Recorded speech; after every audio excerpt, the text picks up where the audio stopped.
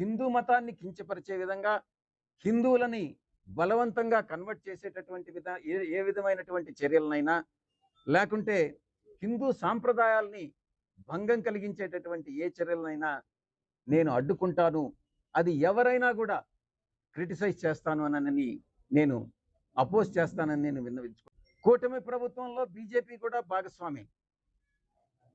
కేంద్రంలో ఉన్నటువంటి బీజేపీ సంఘ పరివార్ కానీ, ఆర్ఎస్ఎస్ కానీ, లేకుంటే మిగతా బీజేపీ కానీ గట్టి చర్యలు తీసుకుంటా ఉంటే, ఇటువంటి ఇన్సిడెంట్స్ పునరావృతం కాకుండా బీజేపీ కేంద్ర నాయకత్వం, సంఘ పరివార్ కేంద్ర నాయకత్వం అహర్నిశాలు పనిచేస్తూ ఉంటే, విజయసాయి రెడ్డి అనేటటువంటి వ్యక్తి ముందుంటాడు.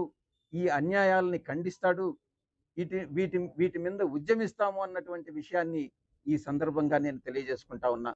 గతంలో 2014 నుంచి 2024 వరకు మీరేం చేశారు అని నన్ను అడగొచ్చు. నేను కాదు ముఖ్యమంత్రి, నేను అధికారంలో లేను. ఇప్పుడు విజయసాయి రెడ్డి గారు మాట్లాడింది చూస్తారు కదా. విజయసాయి రెడ్డి గారు మీరు వైసీపీ హయాంలో ప్రముఖ మినిస్టర్గా చేశారు. పెద్ద తలకాయ, జగన్ తర్వాత తలకాయ అనేసి అందరూ అనుకునేవారు. తర్వాత మిమ్మల్ని తీసి కరివేపాకులాగా, కూరలో కరివేపాకులా తీసి పక్కన పడేసాడు. మీరు నచ్చగా వచ్చేసారు, ఓకే, బాగానే ఉంది. మీరు వైసీపీ హయాంలో మీరు మినిస్టర్గా చేసి అన్ని సంవత్సరాలు పార్టీతో పాటు ఉండి నెంబర్ 2గా వెలిగారు కదా. మరి మీరు ఎందుకు జగన్మోహన్ రెడ్డి మతాలు కన్వర్ట్ చేస్తుంటే ఆపలేకపోయారు? మీరు ఒక క్రిస్టియనే కదా. మీరు ఒక క్రిస్టియన్ అయ్యి ఉండి మీరు కూడా జగన్తో పాటు మత ప్రభావాలకు దిగారు. ఇప్పుడేమో మీరు పార్టీ పెట్టేస్తారు కదా అనేసి ఇప్పుడు మీడియా ముందుకు వచ్చి చెత్త వాగడంతా వాగుతున్నావు నువ్వు హిందూ మతం కోసం. ఏదో సపోర్ట్ చేసేస్తున్నట్టు, సహాయం చేసేస్తున్నట్టు హిందువులందరికీ. మాకు ఏం పీకడానికి నువ్వు ప్రెస్ మీట్ పెట్టావు చెప్పు. మరి వైసీపీ హయాంలో నువ్వేం పీకడానికి ఉన్నావు?